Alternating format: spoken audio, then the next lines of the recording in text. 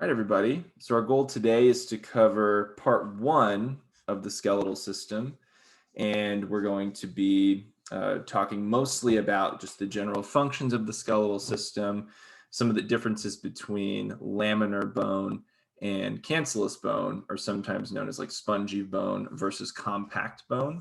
We're going to talk about some of the differences between those, some of the biomechanical pros and cons. We'll go over the microanatomy of each of our different kinds of bone.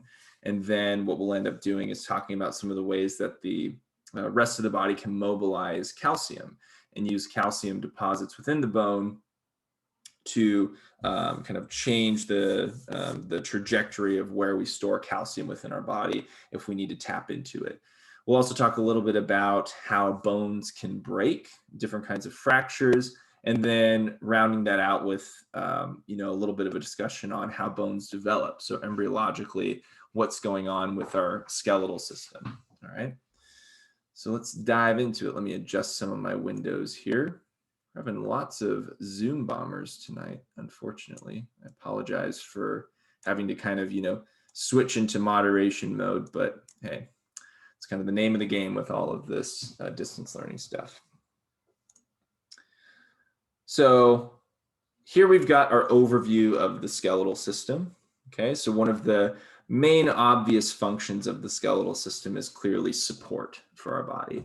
Millions and millions of years ago, when we ended up crawling out of the water as this hybrid of like a vertebrate fish and a quadruped, we had this important evolutionary change to make even prior to doing that. And we had to develop what was called an ossified skeleton. So some of the earlier versions of having a skeleton are actually based in cartilage. This is rooted within like our fishy ancestors. So fish that tend to have a skeleton made out of cartilage under the genus Chondriichthyes, indicating that they are fishes with skeletons made out of cartilage. And then there was an important transitionary time where larger fish ended up having to kind of encounter new kinds of forces in their environment related to the water column, especially as they transition to more shallow waters. And so we ended up developing a kind of fish called osteichthyes, or bony fish. And so things like salmon are a good example of that. And so the bony skeleton was an important transition for us because we were able to end up developing a skeleton that protected important parts of our body. So things like our brain case, as well as our vital organs of the chest cavity, we were able to protect those fairly well from the forces of gravity. I'm sorry, give me one moment here. Okay. So this idea of having a bony skeleton might seem innocuous, but it's an actually very important transitionary, it's a very important chapter in the story of the transition from water to land life. So the idea of support is important there. And this idea behind storage tells us that we can use our bones as a repository for other kinds of elements and minerals that we have as part of our diet and part of our nutritionary intake. And so we can store things like calcium, we can store things like phosphorus in our bones. We also use them to store excess fat. So deep within the cores of our bones, we have the stuff called marrow, and we have two major kinds. And one of those is what we use to store a lot of our excess fats and lipids and things from our diet. The skeleton is also a crucial component that allows for us to move the way that we do. Again, this seems sort of, obvious, but if you really think about it, it's pretty neat to understand that having a bony skeleton like this is really important for facilitating the kind of movement that we do. As humans, we are what we call bipedal organisms. So we walk around on two limbs. In our case, it's our feet, right? Okay. Sorry, one second.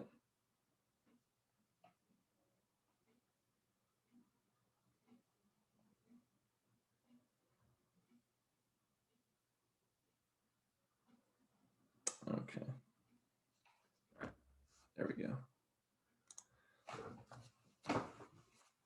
All right, Kevin, you have been identified. Thank you for sending me that email. Sorry, we've already had one Zoom bomber in here, so thanks for sending me that email. So you're You're good, man. Thanks for your patience. Okay, so like I was saying, with our skeleton, the idea of movement is pretty interesting because in terms of our mode of movement, we refer to us as bipedal organisms. We walk around on two limbs, in our cases, our feet. But as a misnomer, something that you guys might encounter, or you might use as a oh, what's the word? You might say this kind of like in casual conversation, but our posture is actually not bipedal. Our posture is considered what we call orthograde posture.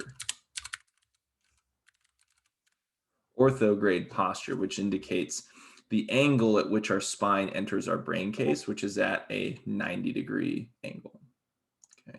Compared to other quadrupeds that end up having their spines enter their brain case at 180-degree angle. And we'll use terms like plantigrade or digitigrade modalities and postures for them. But we don't do that. We don't walk around on our toes or on the kind of pads of both of our hands and our feet. So we are what we call orthograde organisms. And then protection. So the skull is purpose-built to resist a lot of blunt force trauma to that area, as well as the rib cage. The rib cage actually provides a secondary function for our breathing mechanisms, which we'll get to once we get to chapter 14. But then even things like our pelvic bones can actually provide a little bit of support for some of the important organs that are around there, namely things like the vas deferens or the ovaries as well. And then, as I mentioned, we can store different kinds of nutrients in our yellow marrow, but we also have red marrow that produces red blood cells and also produces other cells that are part of our immune system, namely things like B cells. Right? So those are some of our general functions of the skeletal system. All right. So as we kind of go along here, what we see here we've got a frontal section through our bones. On the left-hand side, we have a young bone, and then on the right-hand side, we have an adult bone. And we can see that there's quite a few similar structures here, but we'll notice that there's a change in the kinds of bone that we see as we get older. And as we end up putting pressure, we start loading our bones and we start standing up and walking on them. So most of our bones, especially what we would call our appendicular bones, are going to have this bit called articular cartilage. So this articular cartilage is important because it forms a cushioned joint between the ball part of our bone, which is here, namely the head, and then we have a socket that this ball will fit into, creating a ball and socket joint. So this articular cartilage provides a nice little cushion to prevent bone-on-bone contact with this element, as well as the element of the socket part of the joint. So things like, when people have to get, hip replacements, sometimes it depends on what the issue is. Most of the time, a hip replacement is where you actually, people will end up fracturing or breaking the head off of the rest of the bone here. So we call that a an anatomical neck break, where that happens. That's the most common one. Usually happens in elderly people past like the 7th decade of life. And so a hip replacement there is usually, you replace the whole bit, you replace the ball and socket joint, you do a bunch of extra stuff. But sometimes what can happen is this cartilage will degrade and deteriorate. So sometimes you have to get a replacement head made out of like really cool specialized titanium, and then all this extra smooth, slippery, like kind of imitation cartilage that will then get fit into the socket joint. And then the socket ends up getting a little bit of treatment as well. This process used to be incredibly invasive, but there's a lot of really cool new advancements with surgical techniques that go into doing hip replacements. It used to be that you would have to make an incision from the top of the hips all the way down to kind of like the end of the femur right here. So this entire part of the leg would be open, and then you'd have to pop the bone out and then saw the end off and do all this crazy carpentry stuff. So oh my gosh, what's the term? It's not osteopathic, but basically the surgeons, I can't think of the name of them for some reason right now, but surgeons who work on bones and do bone replacements, they're like straight up carpenters for the most part. I actually got the opportunity out of high school to do an internship at Redlands Community Hospital, and I got to work in the operating room as a radiology technologist, and it was neat to be able to go in there and observe some surgeries. And one of them was a hip replacement surgery. It was pretty nuts watching them do that. They're just like hacking on the bone and everything. And they've got like Black and Decker, drills and saws and stuff in there they're using to operate on people. It's pretty intense. But anyway, articular cartilage can sometimes wear out due to activity or disuse or things like that. We have some regional terminology here that we're gonna, kind of discuss just kind of in context. The ends of our bones, specifically the points of attachment, what we call the points of articulation. So I'll put that in our chat here. So the points of articulation for bones usually revolve around an area called the epiphysis. Some people say epiphysis. Sometimes I say epiphysis. I kind of switch back and forth, but the correct pronunciation is epiphysis. Okay. So the epiphysis will then transition into this area where there's kind of this, for lack of better terminology, transition zone between the end of the bone and then the shaft of the bone. The shaft of the bone is called the diaphysis. Okay. That's the shaft of the bone.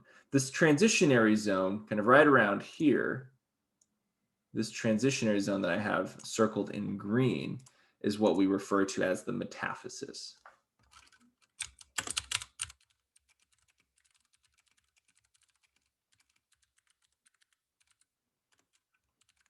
So the metaphysis isn't in the book, so you don't necessarily need to know that, and it won't show up on an exam. But if you guys end up taking like 150 or 151, you will need to know what the metaphysis is. It's the transitionary bit between the epiphysis and the diaphysis here. Okay. So this transitionary space ends up having a lot of kind of different what we call bony protrusions or processes that come off of it.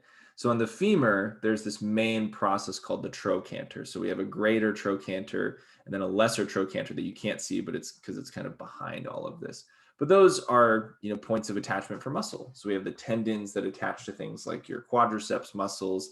And on the lesser trochanter, we have things like the hamstrings that'll attach there. So it's pretty neat. And it's a pretty consistent thing as well that you'll see as we encounter most of the bones in the body. Generally, if there's a process, or kind of the less technical term being a sticky outy bit on a bone, that's generally for muscle attachment. All right. Now, part of the kind of separation between the epiphysis and the metaphysis here is this epiphyseal plate. Okay, you might know them as growth plates. So the epiphyseal plates here are important because they contain non-ossified osteons. So these are kind of precursor cells that are going to end up transitioning from being what we would call chondrocytes into true mature osteocytes. So as we age, those epiphyseal plates get smaller and smaller until they eventually become ossified bone. And it is different depending on sex. So females end up having their epiphyseal plates pretty much fused with the rest of their bone right around age like 17 to 19, whereas males on average will tend to have their epiphyseal plates end up fusing right around the age of like 23 to 25. It kind of depends for everybody. Even if you feel like you aren't growing, you are growing at least a little bit, all right? So that's generally like those are the average ages for when the growth plates end up fusing with the rest of our bone. But yeah, depending, the cool thing is depending on the size of the epiphyseal plate, you can actually make a correlation to how tall an individual will be as well, especially in the long bones of their body. So here in the young bone, we can see we've got this kind of weird area of, it almost looks like the bone is kind of wearing away and withering away. That's the beginning of what we call our spongy bone. So in an adult mature bone up here, we see that this spongy bone kind of looks like, like an actual sponge, this meshy network of all of these fibers of mineralized bone. So what's really cool about this, and if any of you guys are like into kind of forensic science or paleontology, like dinosaurs, because dinosaurs are really cool. But what's neat is you can notice it's kind of tough to tell. Here, let me use a different color. It's a little bit more contrasting. So what's pretty cool is there are stress lines that you can generally map to kind of following down here and then down here. Okay, so those stress lines are really important because you can tell a lot about an individual from post autopsy about the life of this individual by looking at the degree at which these stress lines have been formed. So you can see kind of we've got a couple fibers kind of coming down there and there, and then you can see some of those other ones kind of coming around over here as well. So those stress fibers will tell us how active an individual was, will tell us, if the bone experienced a lot of consistent loading. It'll tell us about their posture, how, if they stood straight up or if they had a slouch posture, what kind of gait they had, if they had, if they kind of walked like Groucho Marx, or if they walked like, I don't know, if they had like a normal gait, normal orthograde or bipedal gait.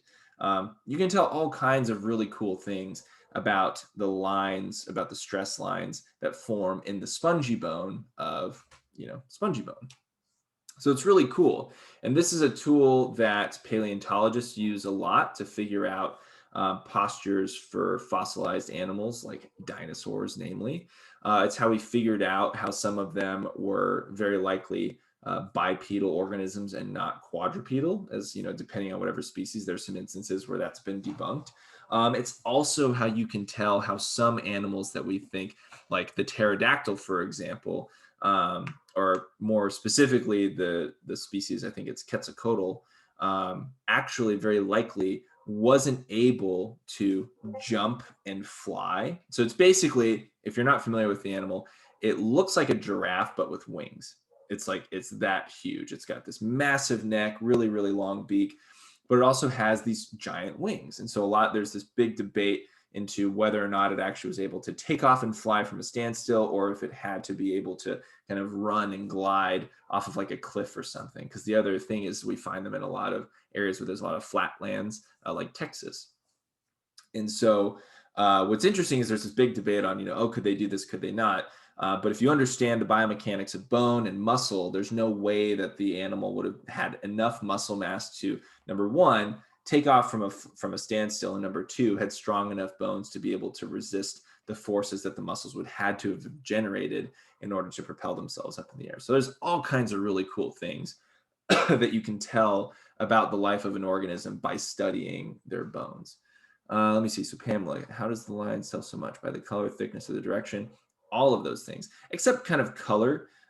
Color wouldn't really tell you too much over time. It's all going to end up looking the same, especially if they're fossilized bone.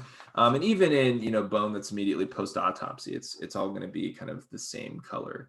But really, things that you would be looking for would be thickness of stress lines, directionality of them as well would be really good indicators for sure. Yeah. So, our caffeinated beverage of choice for this evening is still Stokes Cold Brew. Haven't gotten to go pick up another bougie one yet, but it's still good. If it's not broke, don't fix it. Yeah, you're welcome, Pamela. So keep those questions coming too. Like, if you guys have any questions about this stuff, please let them fly. So the other thing about spongy bone, what's really cool about this stuff is it affords us a good degree of structural integrity. It's really strong bone, and it's fairly compliant.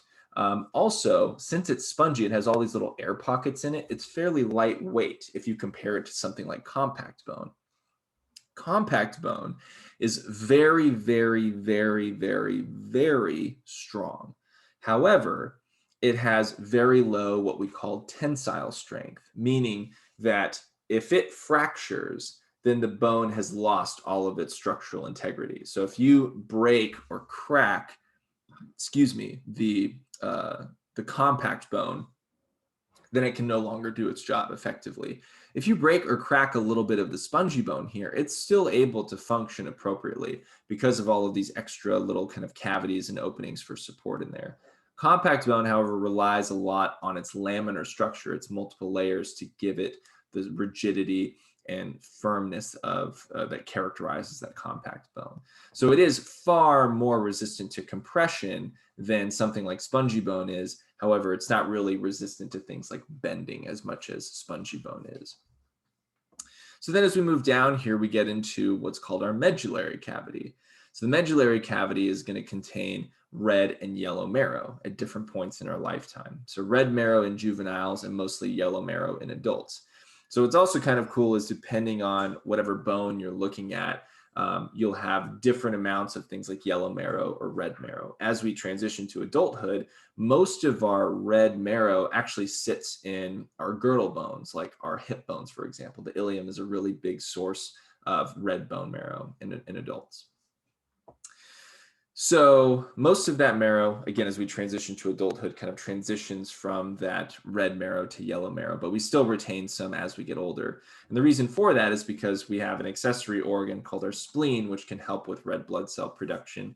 And then depending on if we encounter, if we get a really bad injury or something like that, then we can shift production of red blood cells to the spleen. But typically, on average, we recycle a lot of our red blood cells through our liver and our red marrow of our bones. And then we have our layers of connective tissue that we can see here. So we've got this outer layer of connective tissue. You can see it's kind of been resected away, so we can see a little bit of our articular cartilage here, but we call that the periosteum. And then we call the inner layer the endosteum. So the way that I like to remember this, so the periosteum, is kind of think of it like peri as in peripheral, like on the outskirts of your vision. So periosteum is the outer layer. Outer is 1T. And then endo is within. Endo means inner. So I bring this up because you guys are going to see things like perimycium, perineurium, endomycium, epimycium, endoneurium, epineurium, right? So the next three systems that we're going to cover, our muscles and our nervous system, are going to have very, very similar terminology to relate to the connective tissue that encapsulates our functional units of that system, right? So don't forget, so peri, you'll see this come up again. So peri equals outer. Epi also can mean outer. And then endo is inner. Okay. So those prefixes you guys will see pop up quite a bit. Let's see. Somebody in our waiting room.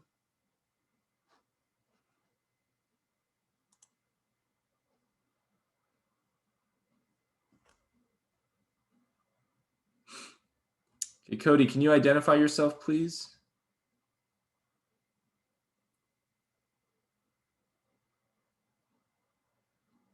Hello, Cody.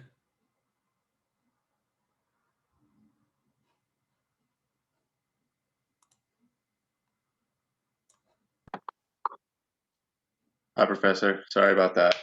Oh, that's Sun off. That's okay. Are you on a different device? I'm on my computer right now. Okay. If you wouldn't mind adding your last name to your name right there, just so that I know that it's you when you log in. Okay, cool. Thanks, man. Yeah, no worries. Sorry about that. Yeah. All right. So periosteum, endosteum, those prefixes, you guys, you will see those pop up pretty consistently over the course of our next few systems. All right, so now let's take a look at what our bony tissue looks like up close. And the nice thing is we've already seen what this looks like under a microscope before. We've already seen the structure of an osteocyte or an osteon rather. We've seen the Haversian canal, we've seen the canaliculi, we've seen the lacunae, we've seen where the osteocytes reside. We know, where those little arteries and veins kind of, pass through and stuff. We've seen all of that stuff before, so some of that will be review. So here we've got our periosteum that we can see that's coating the outer aspect of our bone. So this right here is a section through our laminar bone right here. And what we'll find is it's actually not too dissimilar from what our cancellous bone will actually look like, our spongy bone, just in a more tight-knit organization. So what we're seeing here is our periosteum has this inner fibrous layer, which provides the connection between the layer that contains all the vascular tissue, so the arteries and the veins, as well as a surface upon which to graft to our actual osteocytes. All right. And then just like we've seen before, our osteons here, which are all of these little kind of circles, right, are these concentric rings of mineralized bone. And each osteon contains several osteocytes, right? We can see our compact bone, which honestly looks like wormwood. If you guys, are familiar with what wormwood looks like, we've got all these little channels and tunnels in here. Our term for a channel or a tunnel through a bone is called a foramen.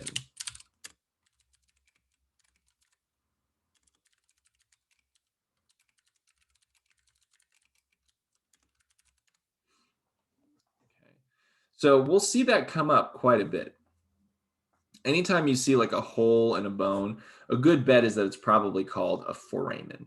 All right. And most of the time, foramen are used for vasculature, so arteries or veins or nerves or even sometimes lymphatic tissue too.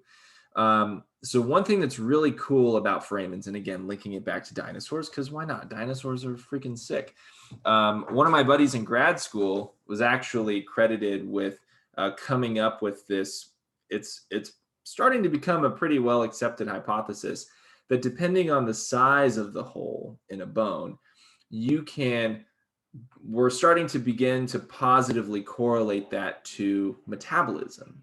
So why does that matter? Well, if you're trying to figure out the kind of metabolism that things like dinosaurs had, they're not alive, so you can't hook them up to a machine and measure how much oxygen they're consuming or anything like that. So the next best thing is, if you look at bone, you look at the size of the holes that are penetrating that bone. If they've got bigger holes, they tend to have bigger arteries passing into them. Why would you want to have a bigger artery? Well, if you need more blood because you have a higher metabolism, then you'd have a bigger hole, right? So what he ended up doing was he used this micro CT scan technology to basically look at the foramen density in little femur bones of mice that we were working with. He was doing a bone study, I was doing a muscle study, but his actually turned out pretty cool. And he found that these mice that run a lot on treadmills for pretty much their whole lives ended up having a greater density of foramen in their long bones, and the foramen size was actually significantly bigger than the foramen in the mice that just kind of ran occasionally. So it seems like there's a positive correlation there. It's not super conclusive yet, but it's a really cool bit of evidence to kind of suggest that we can look at the foramen and bones and kind of infer not only things like, potential walking behavior like we looked at with stress lines, but also even living phenomenon like metabolism, right? So it's kind of neat. You can figure out a lot of cool stuff from bone. So here we've got our compact bone, and then some of a network of spongy bone that we can find within the medullary cavity, right? So kind of cool.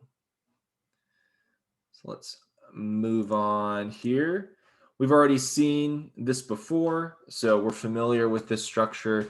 This is, again, a zoomed in view, light micrograph about 400 times mag of our osteon right here. So the osteon can contain several osteocytes, right? So this entire tree ring structure right here is considered a singular osteon. And you can recognize that because it has this central hole or central foramen, right? We call it a central canal, but it's like, again, kind of a potato situation, depending on who you talk to. Since your book uses canal, just use canal. But so the central canal here contains both arteries and veins that are going to be supplying the bone with blood and being able to deliver oxygen and take away carbon dioxide through the venous drainage. But each one of these little dark spots right here represents an osteocyte. Okay, those dark spots are little cavities or shallow indentations in the bone called lacunae. Lacuna being singular. Each lacuna houses an osteocyte. Okay, and so then we can see all of those little fibrous connections between them called those canaliculi, which are essentially just really long gap junctions that connect the cytoplasm of each of those osteocytes together. So this is important because each of these osteocytes is going to maintain this bony matrix around it. So all of this white stuff that we're seeing here, all of that is mineralized bone, and it requires a lot of maintenance. And so that's the whole purpose of the osteocytes. So if you guys recall from our chapter 4 lecture when we talked about osteoblasts, osteocytes, and osteoclasts, remember the osteoblasts end up forming the matrix, the osteocytes maintain it, and then the osteoclasts end up breaking it down. Okay, so the osteocytes help maintain whatever is existing here.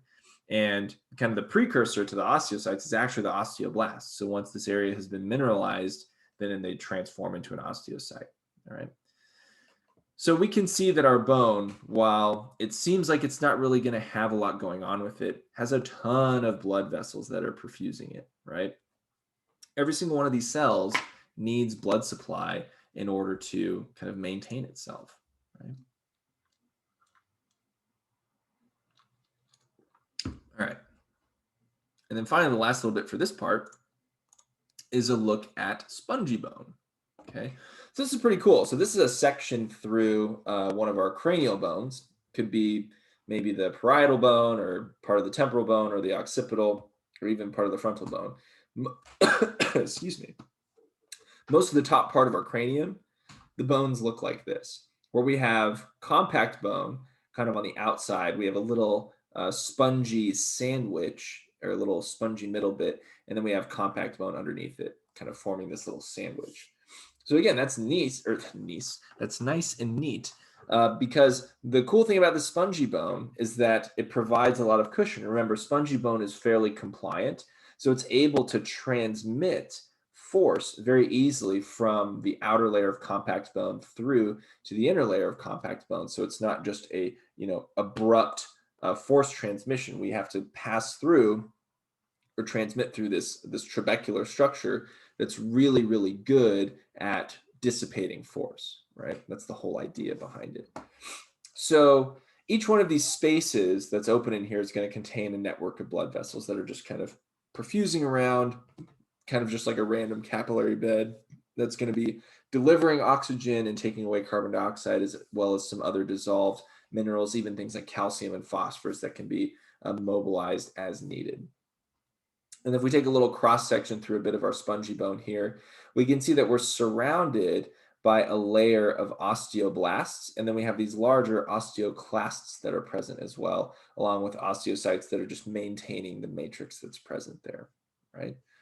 So we'll take us in a minute, we'll look at why you would even want to break down bone and why you would even want to, continuously build it up and build it up and build it up. It's probably fairly easy to figure out, but we'll take a better look at that in just a sec. So before we transition to the modes of development of bone, do you guys have any questions about this stuff so far? You guys can give me a thumbs up if you're good. I can see most of you. Okay, thanks, Dane, Chris, Alejandra, Liz, thank you, Lucas, John, awesome. Okay, so again, if you guys have questions, you can raise your hand or throw them out in the chat here. Thanks, Pamela. All right, so far again, some of this is review, some of it's terminology. We'll kind of have a real breakdown of terminology here a little bit later.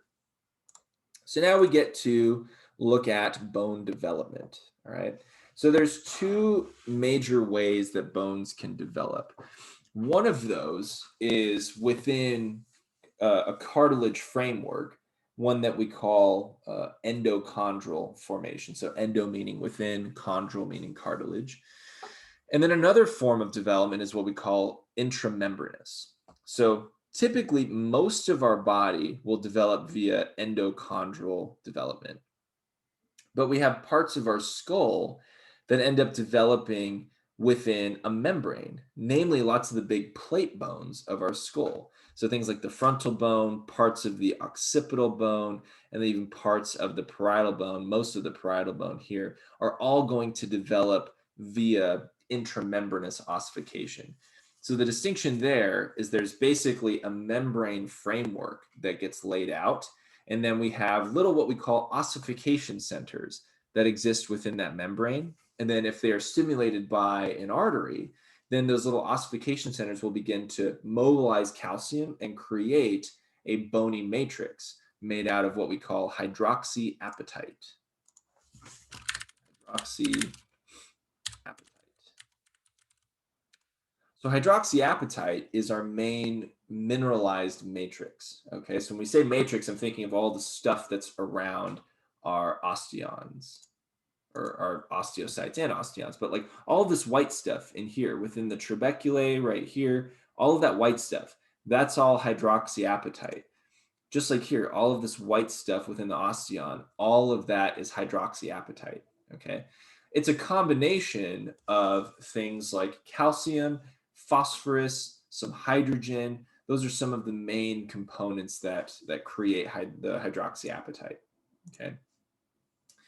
So with the intramembranous ossification, we have this membranous framework of like squamous epithelial cells that end up being stimulated via the input of an artery. And just by having that artery present within that ossification center, we're going to trigger the production or the uptick in activity of tons and tons of osteoblasts. So then they're going to start to lay down this bony framework and this bony matrix made out of hydroxyapatite, and then it radiates out from this ossification center. Okay. And what's really cool is you get to the point where now, okay, so you've got this ossification center on this bone and then this ossification center of this bone, right? So they're coming together. All right, well, what the heck's going to happen? Is this like a tectonic plate situation where they're going to meet together and then kind of, mountain up like this? No, they actually don't do that. They're smart enough, and we have enough, intricate molecular signals to tell us that these bones actually create what we call sutured joints between one another. And those don't fully form by the time we're born because our head has to fit through the vaginal canal. So we end up having these areas where those sutures end up finishing forming post-birth, what we call fontanelles. So we have a sphenoidal fontanelle, we have a frontal fontanelle. So right on the top, that's probably the most common one that most of us know. And then we have even an occipital fontanelle as well. So those are some pretty common ones that end up kind of fusing later on as the bone or as the skull ends up finishing developing as we age, right? So then even within the skull, we have areas that don't necessarily form via intramembranous ossification, where we have bones that form in a basis of cartilage, and those form via endochondral ossification. Okay, so here's some of the bones of the skull as they're developing here. It's pretty cool. We've got little bits of our styloid process forming right here, bits of our temporal bone, and then different bones right here, some of the vertebrae that are beginning to form as well. It's pretty cool stuff. There's lots of neat things to discuss there, but we just don't have the time, unfortunately. And then here we've got an individual or a child that's begun, developing their skeletal system here. So this is anywhere from, like kind of finishing up the first trimester to the beginning of the second trimester of pregnancy. So pretty much anywhere from about like, week 10 to potentially week like 13 or 14 of development here. So now we're kind of past the point of, fetal development, and we've, already begun organogenesis. The abdomen is fused here. We have all of our intestines that have been repackaged here. Organs are functioning. The heart has been beating for weeks at this point. And now we're starting to see bones developing. So it's pretty cool here is all of these purple elements, these are where bone has actually become ossified. It's mineralized. That's kind of the term that we use to describe bone that's like mostly fully formed. It's what we refer to as mineralized bone. Okay, it's a mineralized bone. And then there's another distinction too called ossified bone, or what we call osseous bone. Really, that's like kind of, that's like splitting hairs depending on who you're talking to. So for us, recognizing this as mineralized bone is a fine distinction. So here we've got our superior or frontal fontanelle up here. And then we've got our sphenoidal fontanelle that you can see that's forming right here where the bones haven't fused together, because we've got a little bit of our temporal bone that's forming just up here. And we've got the mandible coming down with the maxilla as well, a little bit of the nasal bone. We're beginning to see some of those optic placodes that are forming right there. So the eyes have begun their formation. The eyes have been forming at this point for quite a while, but we're starting to see the emergence of those specialized retinal cells and stuff. So that's pretty cool. So all of this dye that we're seeing here recognizes and stains the ossified bone or mineralized bone. And then all these spaces that are open, these are where we have cartilage that's still kind of open and is waiting to become ossified or mineralized later on in life. All right. So how the heck does that happen? How do we start this mineralization process in the first place? Well, as I mentioned, we start out with a framework of cartilage, right? So the cartilage has this outer connective tissue called perichondrium. So just like we had said before, where we used epi to refer to an outer layer as well, peri referring to an outer layer, perichondrium, chondro referring to cartilage. Let me put that in the chat here.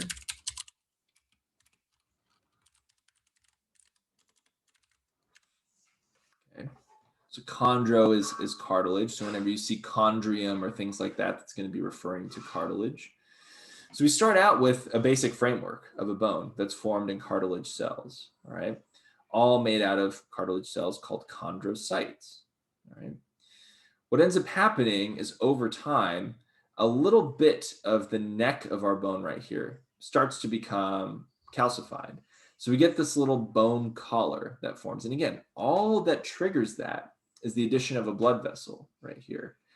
Just by simply adding blood and oxygen to this perichondrium right here will trigger the calcification process. That's how simple it is to do. And we'll talk about why that's an issue here in a little bit. Over time, what will happen is this artery will penetrate through that bone collar and begin to ossify the central port or central part of our diaphysis of this bone, creating the primary ossification center. So just like we saw with our intramembranous ossification, where we have a central ossification center, it's the same idea here. And then what will end up happening is the bone will start to elongate through what we call appositional growth. Okay. So then this bone will start to elongate, and then it'll start to increase in girth as well later on. So what ends up happening is this primary ossification center is doing its job. The bone's elongating, it's becoming more and more mineralized. And then over time, we end up creating a secondary ossification center, or in the epiphysis of the bone. So if we scroll back up here and we look at our epiphysis up here, we notice that there's a separation here via that epiphyseal plate or that epiphyseal line, because the primary ossification center doesn't just keep going and going and going out. We have these secondary ossification centers that form and begin mineralizing bone from the inside out from there. Okay, so that secondary ossification center comes into the picture a little bit later. Until over time, the bone is able to grow in length and in girth until that epiphyseal plate ends up being reduced and then ultimately is mineralized itself. Okay, so the way that kind of starts is we have this new cartilage that gets produced on the epiphyseal side of the epiphyseal plate as the chondrocytes divide and form these little stacks of cells that we're seeing here. So then as we migrate towards our primary ossification center, those chondrocytes mature and enlarge, and that matrix becomes calcified later on. Okay. So then ultimately the cartilage on the diaphyseal side of the plate gets replaced by bone as well. All right. So cartilage or calcified cartilage ends up getting replaced by mineralized matrix of hydroxyapatite. Okay. So what are some problems that can arise from this? Well, it depends on, things like if you break a bone, right? So sometimes if you break a bone, this can be a problem, especially early on in life. If you're a young individual, still, you know, single digits in age, your epiphyseal growth plates are still very, very active. So what happens if, you know, a child breaks their leg and they end up breaking their leg close to their growth plate? Well, what ends up happening is that growth plate ends up, you know, getting blood and starts the ossification process. So this growth plate will end up going away, and then the bone will stop growing, and it'll stop elongating. It'll still grow in girth, but it won't grow appositionally. So again, that's a problem because it can result in stunted growth or abnormal leg development, or, you know, whatever bone this occurs in, it's going to be the same process. One of my advisors in grad school, one of his sons actually had that happen to him. Like, he was playing on the playground or something, and then he fell and broke his leg, and he ended up getting a spiral fracture down his femur. He was lucky that it stopped before the epiphyseal plate, but it was pretty intense. I remember he was not a fun person to be around during that time, which understandable. You know, your child has broken their leg. That's not good. Yeah. The cool thing though about breaking a bone, I mean, besides, I mean, you know, getting a cast and then everybody's signing it, and then all of your friends, you know, drawing really obscene things on it that you have to live for however many weeks you guys have the cast for. The kind of trippy thing about bones is that when, you know, doctors come in and they set your bone, and then, you know, you have to, you know, wear the cast or whatever, there's not really much that they do besides trying to get the bone into as, you know, neutral of a position as possible, and then really they just let the bone kind of do its thing. The other cool thing about our body is that whenever we get injured, whenever we get hurt, our body is smart enough to recognize that, like, hey, we probably don't want to get injured like this again. So what can we do? Well, if it's something like bone, one of the best things that we can do is build up more bone around that area. We build it up stronger than it was to begin with, right? So the initial part of the healing process, excuse me, starts off with a bruise, a hematoma. Hematoma is a fancy word for bruise. Oh, sorry, Pamela, I'm just seeing your question. Does it decrease with age? And if so, around what age does it slow down? So what decrease with age?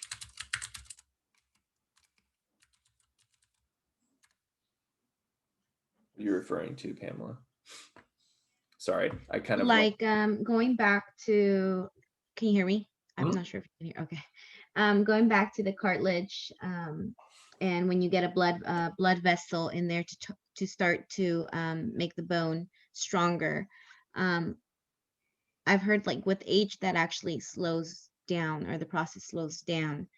That's why it's hard sometimes to, when you have a fracture or a break in a bone, it doesn't heal as fast as if you were younger, I guess. Yeah, absolutely. So all of this stuff with the growth of bone, that actually stops, you know, again, depending on the person. So females, that kind of stops around, you know, like 17 to 19, males, you know, anywhere from 23 to 25. But yeah, so like if you're like 60 and you break a bone or something like that, the odds of it remodeling effectively, well, I mean, like, it'll still remodel, but it's going to take a lot longer. And one of the reasons for that is because, and this is a really interesting part of like anatomy and physiology research, is studying the aging process. Like, what is aging? Why do we age the way that we do? There's a bunch of different hypotheses out there, and bone is a really interesting thing to kind of think about, because yeah, just like you said, you know, people who are like 70 years old and they break their hips, that's usually like they're like kind of bedridden, or at least in a wheelchair for, you know, the next few years, or however long it takes for that fracture to heal. It's variable. There's some exceptions to the rule. Like my grandfather-in-law, who is 85, he fell and like he was lucky. He didn't fall like super hard, but he ended up fracturing his hip, and it's still bruised really bad, and he probably still has the fracture, but he went from not being able to walk on it at all and being in a wheelchair to, like, in 2 weeks he's kind of up on a walker. um, I don't know if part of that is due to his Alzheimer's, and maybe he just, I mean, I know that like he actually would forget that he had broken his hip and would try to stand up and then would, you know, be in pain. But I'm getting off topic here. To your point, Pamela, the point about bones not remodeling and not healing themselves as well later on is a well-established thing. So yeah, like we don't have as much blood supply. We don't have as much red bone marrow in our bones as we get older. It ends up degrading. It ends up, kind of going away. We shift a lot of that red blood cell production and the ability to mobilize calcium to things like our liver, to things like our spleen. So our ability for our bones to kind of remodel themselves effectively due to injury or due to activity is decreased. However, again, the cool thing about our bodies is that you can change that. There's been studies that show even as late as age 90, ninth decade of life, you can still exercise and see measurable muscle gains, but really interestingly, measurable bone gains. Bone density can increase with exercise even in old age. It's pretty cool. So the nice thing is even though aging sucks and it's coming for all of us and it's inescapable, even in those later decades of life, you can still increase your health and increase your strength and increase your bone density and increase your quality of life with exercise. Like that's still very, very doable. And you're not going to be able to function as well as you were when you were like 30 or like even 45, right? But it'll still be, I mean, even just with minimal exercise, you'll be better than probably 90% of the other individuals that are in the same decade of life as you. So that's the kind of cool thing. A lot of my research that I did in grad school was focused on asking that same question, but with respect to muscle and muscle health with age. So yeah, bones are freaking cool. And just our body's physiology in response to exercise is really, really cool. So yeah, while normally without any sort of activity or exercise or things like that, yeah, you would lose that functionality and that bone density. But even just some simple exercises and with an appropriate regime, you can change that. You can flip that script, as it were. So that's kind of cool. So yeah, I know that was a really long-winded answer to your question, Pamela, but I hope I answered it, and hope that was satisfactory. Okay, so yeah, like this infographic here, I mean, we've all been kind of staring at it as you guys were listening to me ramble on here. But this really showcases how bones remodel themselves due to injury, right? So whether this is a complete fracture of bone, whether this was like a compound fracture or something like that, or, even if it was a microfracture, that's the other thing about bones too, is as we exercise, if you run and you lift weights, and if you do any kind of like resistance training, you introduce little microfractures into your bone all the time. And so it's important that when we exercise, especially if you are going from being kind of like a couch potato to like wanting to do like a half marathon or something, you got to give your bones time to remodel themselves and catch up to what your muscles are doing. Because muscles are super cool. They can respond to exercise really quickly and get really strong, but bones are a little bit slower. And then the worst part is getting your joint health up to that speed as well. So that takes even longer. So it's all about training and treatment and stretching and doing things like that to make sure that you're exercising all different muscle groups to strengthen different joints and make sure everything is all working together appropriately. But yeah, when you break a bone, all the doctor does, resets it, puts it in a cast, sends you on your way. That's all you got to do. Depends on the break too. Like if there's bone fractures or fragments of bone, then obviously there's surgery that needs to be done and things like that. Or even depending on the kind of fracture. So things like our linear, incomplete, or complete fractures right here. These are fairly easy to just set with a cast and then you go on your way.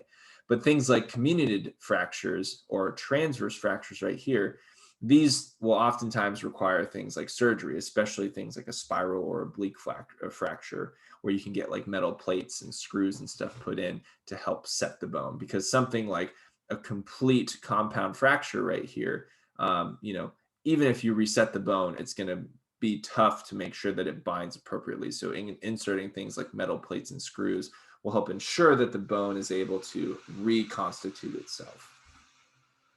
And then you can have things like this impacted fracture, where we can see that the neck of the femur here has telescoped into the head joint right here. So that entire neck joint is gone, and this individual would very likely need to undergo a hip replacement surgery in order to correct that. Yeah. Okay, and then so the final bit here, so we'll actually end with a little bit of extra time so we can kind of demo some of our skull bones as well here. So this will be kind of cool. So this is a nice little kind of homeostatic chart to represent calcium homeostasis. So the skeletal system is one of the main repositories and storage components for things like calcium. Calcium, if you guys recall from chapter 2, is our most important and most common trace element that we have in our body. It's so prevalent that it's almost not really considered a trace element, but just an element that we have in our body. We use calcium for a bunch of different things. And one of the most important ones is things like signaling for neurons, contractions for muscles, vitamin D synthesis, absorption ability of the small intestine. All of these things are crucial. And we control calcium content in our body through a couple different endocrine glands, one of them being the thyroid gland and the other being the parathyroid gland. Okay. So each of these glands is going to secrete two major kinds of hormones. One of them is PTH, or what we call parathyroid hormone. And then the other one secreted by the thyroid is the calcitonin hormone. So parathyroid hormone is interesting. So if our body recognizes a decrease in blood calcium levels, this will stimulate the activity of the parathyroid glands, which are these little tiny yellow things that sit on the posterior aspect of our thyroid. That's what we're looking at here, is the posterior view of the thyroid gland. And so this is sitting on the back of our neck. So if you didn't know, the thyroid sits, again, kind of right up here, close around your Adam's apple, actually. So decreased blood calcium levels will stimulate parathyroid hormone production from these little yellow glands right here. That parathyroid hormone will then stimulate the activity of osteoclasts. So as you recall, osteoclasts, that clast suffix means that we're going to end up breaking things down. So then calcium and mineralized matrix of bone ends up being broken down and reconstituted into our bloodstream. Okay. So osteoclasts will promote the uptake of calcium from bone, and then we can send that calcium into the blood to be directed to wherever it needs to go, right? So oftentimes what ends up happening is if we're not active, our parathyroid hormone concentrations tends to be a little bit higher because bones are very metabolically costly to maintain. And so it's a lot easier for us to just break this stuff down and store excess calcium elsewhere in our body, things like our liver or synthesized vitamin D, or just have it even circulating within our bloodstream. Or what we'll often do is we'll store it in things like our muscle cells within a gland, or not a gland, but an organelle called the sarcoplasmic reticulum that can then, store all that excess calcium and then use that for things like muscle contractions. So bones take a lot of energy to maintain. So if we don't use them, we lose them. Our bones will become less dense as a result of this. Conversely, what can happen is if you overtrain your bones, you can actually reduce their density because the calcitonin activity is unable to kind of keep up with the demands of these microfractures that are consistently causing bone to be fractured and damaged and unable to repair itself. So again, it's this kind of important balance there. So in the kidneys, parathyroid hormone increases calcium reabsorption from the urine. Parathyroid hormone also stimulates active vitamin D formation. So again, helping with the development of that vitamin D. Vitamin D promotes calcium 2 absorption from the small intestine to get it back into the blood. Okay. Conversely, if we recognize that we have too much calcium within the bloodstream, okay, calcitonin gets released by the thyroid gland right here. So calcitonin gets into the bloodstream, will then act upon bone and inhibit the activity of osteoclasts and increase the activity of osteoblasts as a result. So osteoblasts will promote the calcium deposition or storing that within our bone, again, as hydroxyapatite in that calcified matrix. Okay, so it's this constant balance that our body is doing to recognize that our bones need to maintain a certain level of bone density if we're going to be able to even just exist, right? We still have to maintain some amount of bone density. It's just kind of our basal metabolic, threshold. But then again, if we sense that there's excess, or if we have a deficiency elsewhere, we can tap into our bones to be able to access that calcium as needed. All right. As far as I know, kind of along the lines of like, well, like, is there targeted fat burning? No, but is there targeted like calcium uptake? I don't think so. I don't really know what would govern where the body draws calcium from. I don't know if that's what you guys were thinking about, but I was just kind of thinking about that. I don't know if there's a way that we can direct calcium uptake from specific bones. I'm not sure. Okay, so that's the end of kind of our bone physiology, you guys. So do you guys have any questions about, the physiology of bones, what they look like, how we mobilize calcium, how bones heal themselves, how they develop, modes of formation, anything like that? Okay. Oh, yeah, sorry, Chris. Do you have a question?